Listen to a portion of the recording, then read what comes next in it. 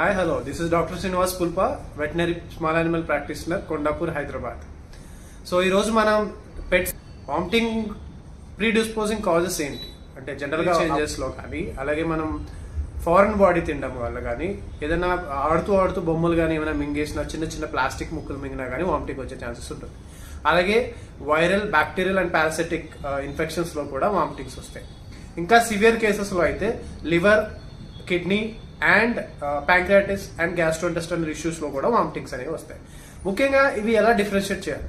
So vomitings మనకి maximum 12 to 24 అవర్స్లో vomitings వస్తే కనుక observe for a while and again అవి ఎలా ఉందో ఏంటి అనేది మనం నోట్ చేసుకోవాల్సి ఉంటుంది. ముఖ్యంగా ఎలా నోట్ చేయాలంటే క్వాంటిటీ, ఫ్రీక్వెన్సీ అండ్ కన్సిస్టెన్సీ.